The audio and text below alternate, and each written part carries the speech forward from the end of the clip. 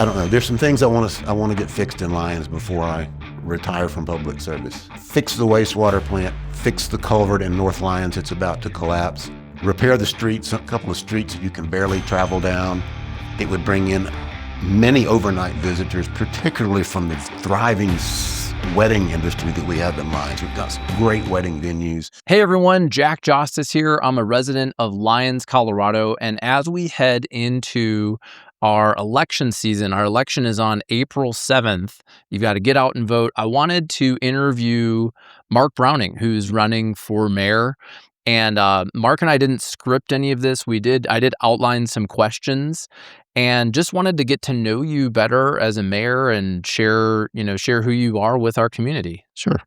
So Mark, thanks for meeting with me.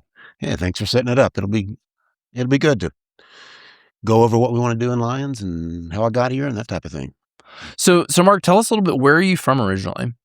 You can tell by my accent I'm from Texas probably, but I've renounced my Texas citizenship. So anyway, East Texas actually, which is more part of the deep South than Texas, which than the rest of Texas that you think about cowboys and horses and that kind of stuff. It's piney woods and rolling hills like the deep South.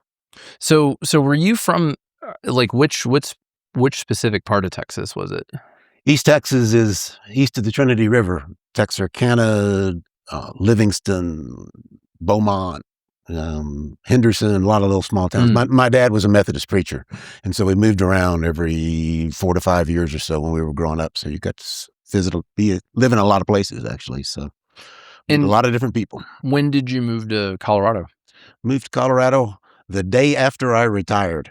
I was working for the state attorney general's office in Texas, and like a lot of public government jobs and everything, you have a retirement formula that's based on your age and your years of service. And it's called the Rule of 80. And when I got to a certain age in my years of service, they hit 80. It was on a June 30th, and on July 1st, Pam and I got in the rent truck and drove to Colorado. We already had it loaded and we were gone. And did you end up here in Lyons, or where did you go first? Lyons. We went straight to Lyons. We had bought a house here about 4 years earlier because we were looking at a place, and we used to go to Estes Park a lot when I was growing up as a kid, a lot of family camping and that kind of stuff. And when I got close to retirement, I knew that we wanted to retire in Colorado. I love the mountains, love hiking, trail running, that sort of thing. And so Estes Park, we thought about that, but it's real busy in the summer and kind of isolated in the winter. And the next town down the mountain was Lyons. And we were up here one summer in the national park and stopped by the visitor center. There's an old guy that worked there named Wayne Werner that a lot of people in the town would probably remember. And he started giving us brochures and telling us who to call and everything. And he told us it was a great place to live, and he was right. And what did you like about it then? Well, I grew up in some small towns, and I lived in some big cities like Houston and Austin, and we were moving from Austin, where I went to college, but it grew so big after over the years that the small town atmosphere was nice again.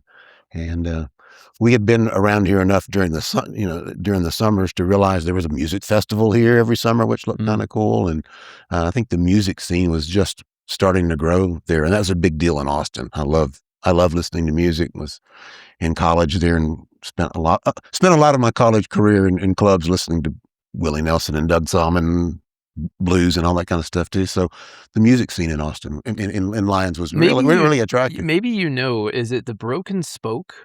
That's where Pam and I met. You met there? It's one of my favorite venues. Well, yeah, I went there one night. First marriage had ended, and I was mostly taking care of the kids, and had a night off where they were with their mom. And I went to the Broken Spoke just to listen to Dale Watson drink a Shiner Bock. And he started playing some good dance music. And there's this nice-looking woman and this other nice-looking woman, too, at the table next to me. And so I asked her to dance. I didn't know it was Pam. And it turns out she was sitting next to her mom. And so we had a good dance. She's a good dancer. I fake it, but she's really good. And by the time we got through with the dance and I came back, she had given away my table next to them and said, "Here, sit with us." And that's kind of how it got started. Was it a Tuesday night? Don't think so. Because they have Two-Step Tuesday. Oh, they used to have Alvin Crow's Hardcore Country on Tuesday. That was Well, that's cool. I'm going there next month, and I've been there. I think 3 times, and I always make a point of going to the Broken Spoke. They give dance lessons still. Oh, I need to learn. Yeah, So they can teach you the two-step, and it's got a that was the biggest adjustment moving to Lyons, because in Texas, you have these big old wooden dance floors with Right. sawdust on them, Mhm. and you go counterclockwise in a circle, and you move pretty fast, and you come here and I love Oscars, but their dance floor is a little triangle, and everybody Right. stands in one place and dances, and it's hard to make that I think adjustment. that's how the rest of the country is, unfortunately. Okay. Old Texas dance halls are kinda like a pet thing of mine, so Well, cool. That me too. I don't know how to dance though, but I love the music. mm. And so you moved here, what around when was that you guys moved here? We moved here full-time in 2012. We had bought the house in 2008 because Mhm. one of the things that Wayne Werner did, who started introducing me to Lyons, was he introduced us to Sharon McConnell, who was active realtor. Sharon still lives on Apple Valley Mhm. Road. And we just told her, we're not ready to move yet because I'm still a few years away from retirement, but keep an eye out for anything that might come up that, we might want to look at, and we'll kind of learn the lay of the land. And then she found the house that we live in now. That was 2008. And believe it or not, Lyons was in a real estate recession then, and prices had dropped and were going down. I know that Uh-huh. seems hard to believe now, but it was back then. And we got a deal on a house that we couldn't refuse, and made an offer, and it got accepted, much to our surprise. And I called Pam at school one day and said, guess what? We own a house in Colorado. And she goes, what? so, Oh, so that's for the next yeah. 4 summers, Pam was a teacher. We'd drive up in the summer. I'd leave the car, fly back to Austin to work. She was here all summer. Her teacher friends from Texas from Austin would come up and Mhm. visit. And she got to know the people in the garden club and the people in the book club. And by the time I got here, she was pretty well connected in town. And That's around the time I moved here too. I yeah, moved here 2008. I lived in Boulder, then I lived in Coal Creek Canyon, and then 2009 I've moved here. I've been here since. yeah. And what are some of your favorite hikes in Lyons? In Lyons, Well, in the area. I mostly trail run around Lyons. I'm Uh-huh. pitch rock trails where I run year round when I can. Yeah, it's a Sometimes I run in fantastic the trail. snow, run in the dust during the summer and everything. It's a great trail. And do you do the polar plunge? I've done the polar plunge 4 or 5 times. I may be retired like Harry Kellogg, but Okay. you never know when I might. Maybe if I'm elected, maybe I'll be the mayor bear next year. I think that might be a requirement if you win. I don't know. That's a good group of fun. I've marched in my polar bear suit in the Halloween parade several times, a couple of times tripped and fallen on the street, but got up and kept going. Well, the polar bear, yeah, the bear plunge is fantastic. Yeah. And we met mainly both of our wives. My wife Kara and your wife Pam have served on the Friends of the Library Mm. board. And I know that you helped build the library. Can you tell me a little bit about? And you might not say that you helped build the library, but I think you did. Can you tell us a little bit about your involvement in that? Yeah, after we moved here, I got Mayor Julie Von Domlin, and we'd met a little bit, asked me to help the steering committee for the library effort to map out the district and kind of Mhm. for the where tax revenue would come from, because that was kind of my background. I did a lot of tax stuff as an attorney. And so we got that done, and she said, "Wow, how'd you get this done so quick?" I said, "It's not that hard. You just got to, do your research and that type of thing." So we did. And about 2 months later, the guy who was the chair of the steering committee, wasn't even the district yet, said he couldn't do it anymore, time commitments and that kind of thing. So he resigned, and I got called into the mayor's office, which was Julie's office. She's a pretty good arm twister. And she said, "This whole library thing's going to fall apart if you don't become chair." I said, "How can I become chair of the library? I've just been here, like 2 or 3 months." "Oh no, you got to do it. You got to go. You got to do it." So became chair of the steering committee, which then had to convince people after the flood to vote for a library and to vote to tax themselves to build a library. Mm. And so we had a lot of volunteers. We went door to door, did a lot of block walking, handing out flyers and convincing people to vote for it. It took 2 different votes, but we finally got it passed. And I'm really proud of what's there now. I love the library. It's a great community resource. It's incredible. My kids go there all the time, which is cool. Like growing up, I went to the public library all the time. Me too. And it had a big impact for me at that time to find music was where I would go and get CDs of whatever. And it was a cool, safe place to hang out. Why do But you see it as part of our Well, what? we didn't have a good community meeting room in Lyons anywhere. The town hall is really compact, and it's not a Right. great place to meet. You can't get that many people there. So there were, you're having like public related meetings in restaurants and bars, and it's for not a good place for kids sometimes. And we didn't have a good place unless you could somehow use one of the churches. The school district's pretty reluctant to let people use their facilities. Mhm. And so adding that community meeting room that we had a candidates forum in the other night where it was packed has been wonderful for this town. There's all art things there, music things there, Mhm. you know, craft clubs, everything. It's been a great addition to the Yeah, town. my kids have gone to the Lego club. Yep. It's a great asset to the community. So thanks for helping Yeah. It was a get that done. yeah. What were some of the challenges in doing that? Was Well, there some resistance? Were some people not on board? oh yeah. Why? Um, And how did you because work through that? you got to pay taxes. Yeah. I mean, you can't fund it unless you tax yourself. And we had two votes, one in 2013, shortly after the flood, that was a mess because voting's done by mail in Colorado, Mhm. and you don't forward mail ballots. And a lot of people weren't in town to get their ballots, and it was hard to do. But we already had it on the ballot before the flood, so we didn't take it off. It narrowly failed. And then in 2014, a year later, we brought it back for a second vote, and we carefully laid out our strategy of Mm. who's gonna do what. We did advertising in the newspaper, and we divided up town. We knocked on every door in town. And today you knocked on 200 doors. Yeah, hadn't done that since the So library so for I like that, and when you were running for trustee on the board of trustees, you came and met with me and Kara, so I appreciate that. And you've come by and you've talked to us even before yeah. you were running. You live in the Confluence, and after the flood, I spent a lot of time in Confluence and got to know a lot of people down there, some great people in the Confluence neighborhood. Well, we appreciate that. You literally helped build the fence at my house. I wasn't there during the flood, but tell me a little bit Yeah, about well, that. that was Nancy Arp's house, and Yeah. she'd run a little preschool, Uh-huh. and you had to do a flood fence, and it Mhm. has to be, alternating pickets on both sides, so in theory, the water can flow through, and we were very enthusiastic volunteers. Sometimes we didn't think ahead enough, and on that one, we should have carefully stained all the boards before we put them on the fence instead of after, because if you do it after you put them on the fence, you gotta reach inside with your brushes, Oh, yeah. and it wasn't a labor-saving move, but Right. we got it done. Well, thanks for doing that. So why are you running for mayor?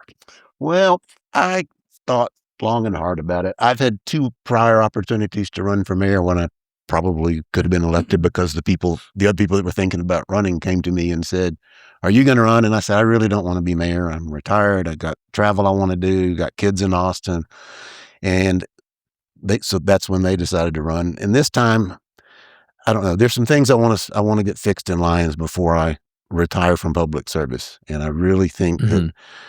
the years I've spent getting to know the people in town and getting to know how town government works give me the tools and the experience to get things done right. So, yeah, and so for folks listening or watching who maybe don't know, outside of being the chair at the library, what public service have you done? I took a couple of years off after I did 3 years full time on the library district board, which I chaired when it got started, Mhm. got it all organized and everything. Took a little time off, got back on the town planning commission, and was involved in some things there, like the effort to get ADUs started, accessory dwelling units started in Lyons. We worked hard on that. Uh, we redid the local ordinance on short-term vacation rentals to make sure people could do that if they needed to help pay the mortgage on their houses, but we didn't want a bunch of party houses like you see sometimes in some of the ski towns and stuff. So I Mhm. worked on that, and then basically decided I could get more done on the town board, ran for that successfully, twice. Then I needed another break, so I took a vacation from that for 2 years, got back on, and the total of 6 years kinda scattered out there, I've kinda figured out a lot of how town government works and see some areas where I can bring my experience and knowledge to get some important things done that we need to get done. Yeah, So with 6 years on the board total, yeah. what is your vision for the town of Lyons? In the immediate future, fix the wastewater plant, fix the culvert in North Lyons, it's about to collapse. repair the streets, a couple of streets that you can barely travel down, get our fire risk under control as best we can. That's a very tough thing to tackle. Mhm. And the other thing is we still have to work on our economy in the business sector. Downtown is hurting in a number of ways, and I've been the liaison to the Economic Vitality Commission the last couple of years, and I think there are some things we can do and some things we should not do to help our businesses and property owners in downtown. I want to hear more about that in a minute. I want to hear what is the role of the town government? So you're talking about things that we all need, like wastewater, the Yeah, culverts, street, the basics. I've heard you talk that's about. the near term stuff. So Yeah. I've heard you talk about the basics, and I agree that's a role. What else is what is simply the role of Well, town government as you see? it's unique in Lyons. There are a lot of unique things about Lyons, that things that happen in other places don't fit here. But over the years, the citizens of Lyons, in a lot of citizen-initiated things and citizen votes, have made it clear that they don't want the town of Lyons to be doing what Erie and Berthoud and Meade and those things. They don't want Lyons to grow with a bunch of big new suburbs. They like the small town atmosphere. Mhm. And that's one of the reasons we all love to live here. But it's such a challenge to do that kind of a community that's not growing very fast and has a pretty small commercial base, to make it economically viable in the long term. It's really tough. And Lyons has to figure out a lot of things for itself, because some of the formulas that you see for these booming other, Metro Denver towns, they don't work in Lyons. But Why?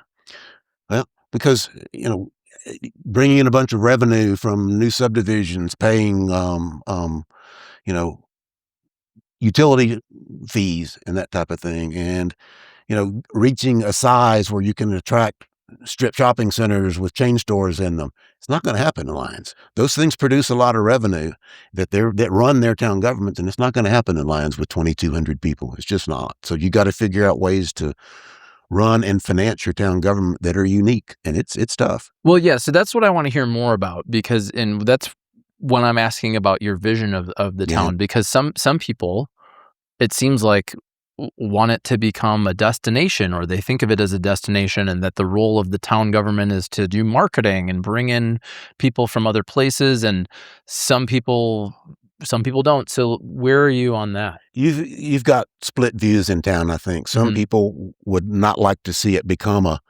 outdoor recreation destination on the scale of Moab, Utah, for example. Mm. That Mhm. they don't want to see tourists piling into hotels and overwhelming the locals during the summer. But there are other people, especially the downtown businesses, that say if we don't become a destination for some things and bring in some tourists to spend their money in the restaurants and the shops and that kind of thing, we can't make it here. And that's why you see vacant spaces there. So you have to hit some midpoint on that, I think, where you're sensitive to both views. I agree. I agree. And I guess how much of that is just the responsibility of the businesses Well, versus the town? that's an ongoing, I guess, debate you could call it. But Mhm. my view of the town's role is the town isn't good at running businesses. We're not even allowed to run a business. We can't subsidize a for-profit business with town taxpayer money, but we can help promote the business community generally. And I think sometimes the best thing the town can do is not get in the way of the businesses that want to run their for-profit businesses in their own way. We shouldn't be imposing unnecessary restrictions that the property owners have told us, don't do that. That's going to interfere with it's going to hurt my property values.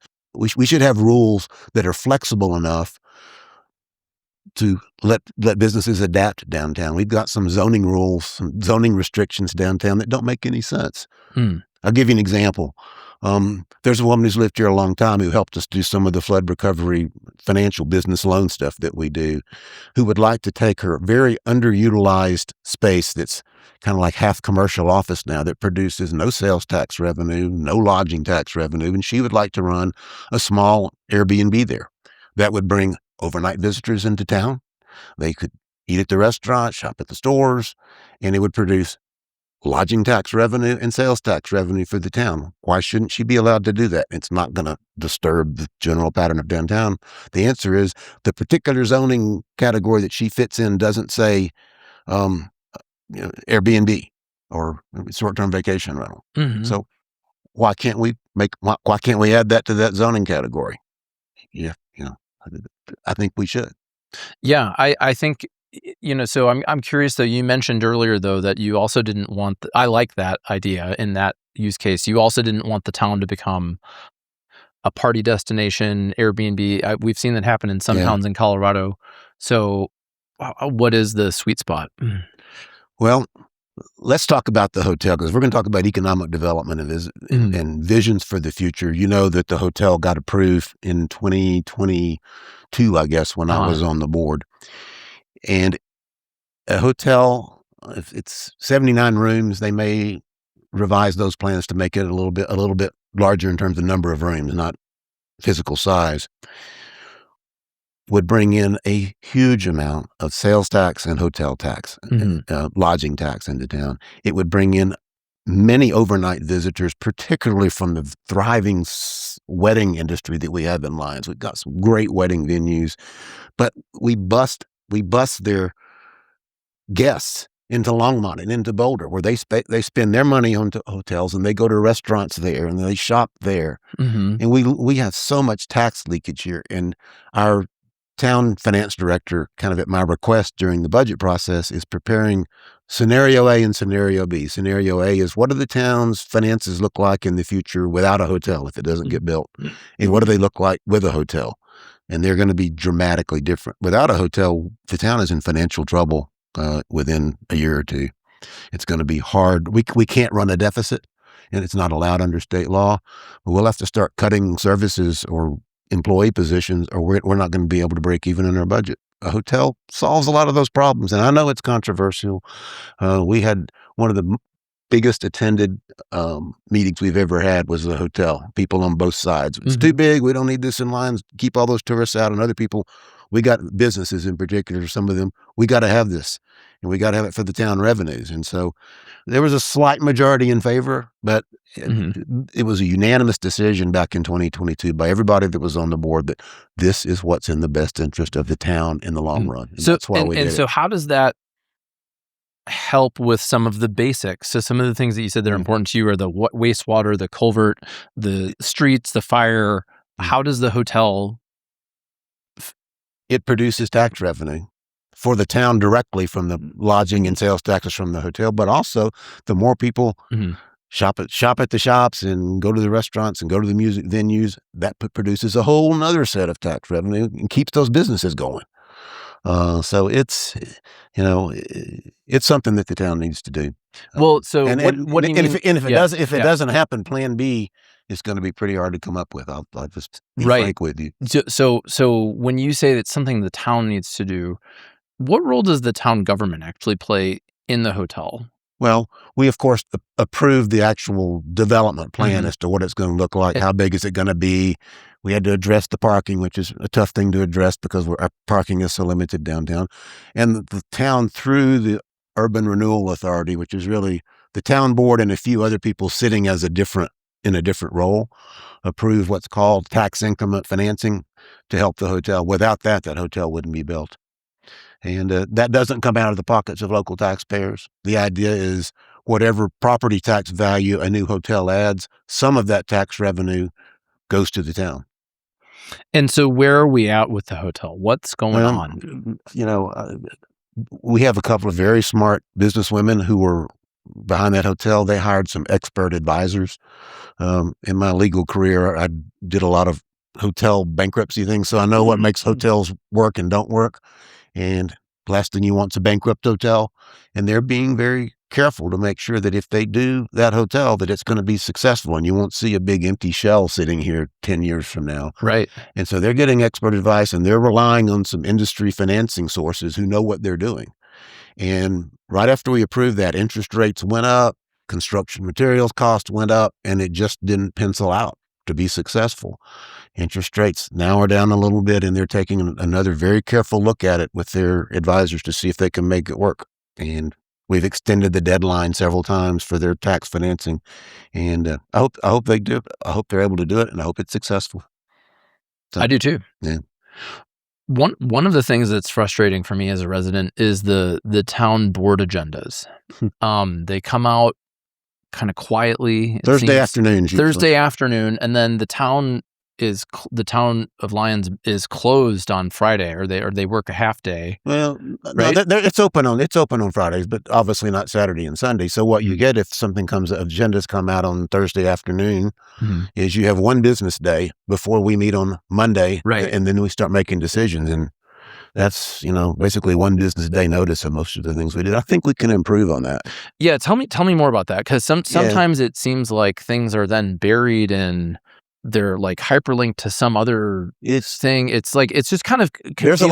There's a lot of stuff to read in a short time, and if you're a trustee, and I've also heard the board of trustees say, like, look, we simply can't get through everything, and just because it's on the agenda doesn't mean we're going to decide on it all. It's just on the agenda. But what is a way that you could improve this so the community can participate more? A couple of different ways. The actual agenda meeting process itself, it's always been done this way in recent years. The mayor meets with the town administrator on Mondays a week before the next meeting, and they decide what goes on the next agenda.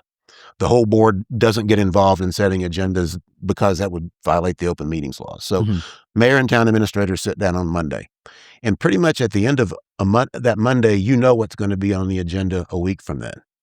I don't see any reason that a mayor couldn't at that point tell the board, hey, we're going to do these. We're planning on doing these 5 things next Monday. It could change because things happen during the week. And you could also communicate to the citizens, hey, we're going to take up, a zoning application by a new business in the Eastern Corridor next Monday. And if you're interested in that, watch for the packet and the agenda that are coming out on Thursday. So basically try to give them a week's notice instead of one business day notice. Why can't you do that? I don't see any reason you can't. And then the other big thing, it's kind of more general in scope that I've seen happen a few times. I think in general, the town staff does a good job. It's hard work doing those agendas. And I think Mayor Rogan's generally done a good job of setting them.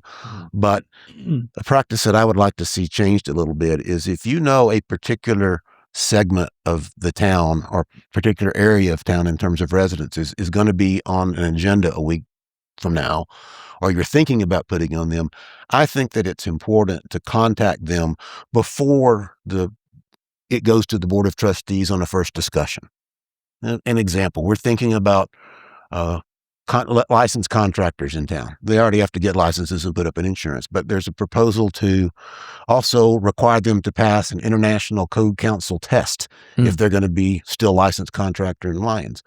Before you put that on an agenda to talk about it, it seems to me prudent to reach out to the contractors. We've got their names and addresses because they all have licenses, and say, hey, this is coming up soon. What do you think about it? And the same thing for neighborhoods. If there's going to be some project that's going to impact a particular neighborhood, don't just tell them on a Thursday afternoon that it's going to be there on Monday night. These are busy people who have kids and jobs and that sort of thing.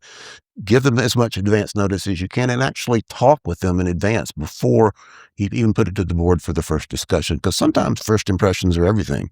And the board, even though they may not make a decision on the initial discussion, trustees form impressions. So that sounds like something we should do or not do. And so give businesses, in town residents as much notice as you can. That's part of what I mean by transparency. I really like the sound of that. I think that would help out a lot with some of the challenges in the town. Yeah, it's just simply knowing what's going to be discussed and when, and having more communication. Yeah, there's a lot of talk about trust, about do citizens trust government? And unfortunately, in this day and age of what's going on in national politics, it's become almost knee-jerk. Nobody trusts the government and that type of thing. That shouldn't be that way on the local level. But on the local level, if you're transparent with your citizens and let them know what you're doing and give them enough time and notice to learn about things that may affect them, that's how you build trust in local government. Be candid and honest with your citizens.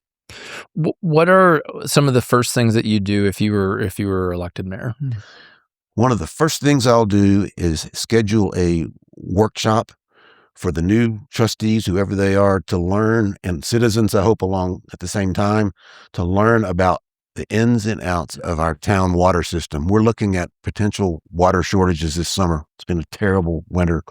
So I think Lyons is pretty well protected in terms of its water supplies, but you need as a trustee to know the ins and outs of where do we get our water? What does it cost? Are we at risk in a drought? And if so, what local measures are we going to take about it? Mm-hmm. So I want to focus. That's an example to me of infrastructure is make sure you've got adequate water supplies for the town.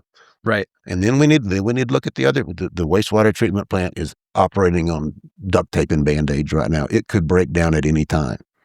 To me, that's an emergency waiting to happen, and you don't want that emergency to happen. That one, believe me. I really don't want that. And so the next board is going to have to make some difficult decisions, millions of dollars worth of decisions, and you better start working on it sooner rather than later. So some people have said that you're too much in the weeds, and that the role of the mayor is more big picture. Yeah. What I know about you is that you've been very involved at the ground level, both with the library, with your volunteering, with your position as a board of trustees. How do you feel about that? We got asked a question at the forum at the library the other night, do you believe it's the role of a board member to do the big picture or do the details? And my answer was pretty easy. Both. Yes, the board sets the big picture and gives direction to the staff to do it. But if you don't pay attention to the details, sometimes things don't get done right, unfortunately. The staff is the ones who carry out, the board direction. But we have seen examples in Lyons where, for one reason or another, what the staff ended up doing diverged too much from what the majority of citizens wanted done. And that's where trouble and distrust and incivility, if you want to put it that way, between citizens and the town board and the town staff arose. So, yeah, you got to give direction, but you also have to make sure that direction is actually put into action and stays where the board wanted it to go. How do you see the role of the mayor, the board of trustees, and then the town staff? How do you all work together, and how do you see that in the future? Okay, you got to realize Lyons is supposed to have is set up to have a weak mayor system. The mayor is one of 7 votes in terms of taking action. Other cities, some cities, the mayor has veto power over what the board does. Not true in Lyons. And if you look at how the Lyons Code is written, not that many powers for the mayor. The mayor's 2 biggest roles are setting the agenda and acting as spokesperson for the town. And I guess the third one is appointing citizens to town boards and commissions, of which we have a lot. So those are the chief roles of the mayor. And then the mayor interacts often with the town administrator, who is the chief executive who carries out the board's directions. And we've had a good town administrator. Victoria's done a good job. She's been here 16 years. Her performance after the flood was spectacular. But our town staff is thin. We've got departments that are one person. And so, there are times when you would like the town staff to do more things than really we have the manpower to do. And so one of the things the board, I think, can do is when controversial things come up, and usually has to do with development, housing, that type of thing, the board can and should take the political heat for whatever decisions are made. That should not fall on the town administrator or the town planner or the town staff, and that's happened sometimes in the past. And that's why, in my view, the board needs to keep paying attention to some of the details, because if it's the details that get the citizens in arms about things that they didn't want to see done, it's the board who should take the heat. That's their responsibility. And so you got to know the details of what's going on. I can give you a specific example of that. The town was negotiating with the county an intergovernmental agreement, IGA for short. And the negotiations on that, the details, which matter a lot on that, got so far along with the board only talking about it in executive session, not this current board, but the past board, and the town staff negotiating details with prospective developers, with the citizens not knowing anything about what was going on until the citizens filed an open records request and found out the details, and they weren't happy. And that led to a whole series of angry, packed meetings and that type of thing that didn't have to happen if the citizens had been kept informed of those details as they went along, instead of having surprise here at the end. Look what they're thinking about doing. So the board has to take control of that type of thing. Make sure citizens stay informed. Make sure the staff is properly interacting with citizens. And if you do, you don't have that type of mistrust and incivility between citizens and the town government, both the staff and the board. That's the board's job, is to make sure you don't get too far away from what the citizens think should be done and not done. I like it. Mark, why should people vote for you over your opponent? Well, let me first say something about my opponent. Paula and I, we sit together on the dais. I've enjoyed getting to know her. She's very smart. She's willing to learn and listen. We get along fine. Before we had this campaign get started, we met and agreed we're not going to do negative, campaigning that like you see happen everywhere these days, I guess. But I think I've got more experience in the nuts and bolts of, and also setting the big picture of how town government should work. I've been planning commission, library. I have a lot of background, know a lot of people in town. We've been very active in this town since we moved here in a lot of different roles. And I think that helps in keeping connections between town government and the citizens. I think I listen to citizens. I let them set the priorities. Paula does too, I'll say that. But I put a premium on reflecting citizens' priorities in town government. And often those priorities are perfectly aligned with town staff. Sometimes they're not, like with the IGA. And when they're not, I think it's the mayor's role to kind of lead the board in making sure you're implementing the citizens' priorities. I've got experience in doing that, and I think I can make it happen. I like it. Okay. Mark, is there anything else you want to share with people watching or listening? That I certainly enjoyed getting to know you a little better and hearing about your priorities. Is there anything else you want to share? Just that I love this town. It's a very unique, fun, entertaining place to live. And I just like to let people ask them to realize that it is a challenge running a town like this that's chosen to stay small and quaint and retain its town character.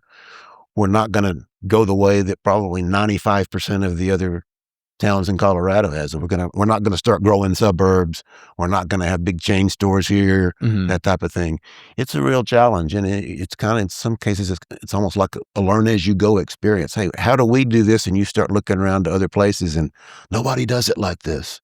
And so you need somebody, I think, who is able to take those challenges and come up with unique solutions to the issues we're going to face. And, it'd be easy to walk away and say, okay, I've done my time, but I think I'm in a unique position because of the experience I've had here that I can figure out ways to finance the big infrastructure things, figure out ways to help the businesses, figure out ways to do fire risk mitigation that we haven't talked about very much, but that's very important. And Greg Lowell, who was on the board with me, and I were on the task force with the fire district and the town staff to come up with a local code that will help us reduce some of the risks from fire risk mitigation. And it's tough because you can't force people to do too many expensive things to their houses, but you need to do something to reduce the fire risk. And that's a big challenge. Everything else we do, the infrastructure, the streets, the businesses, none of it matters if this town burns down. So in some respects, that priority overlays everything that we do. So I would just say that's going to get a lot of priority too. We're going to look at that very carefully, and the citizens are going to be involved in that. All right, cool. Well, Mark Browning, All right. Thanks so much for coming Thank you, and talking Jack. with me. It was a lot of fun. And for folks, go vote. Absolutely. Go vote on April 7th. Mail your ballots in. Or mail your ballots in. That's right. You can drop them off at town hall, or you can mail them in. Take your choice. And check out marklyonsmayor.com for more information. And Mark, thanks so much for coming and talking with me. I appreciate it. It was fun. Thank you.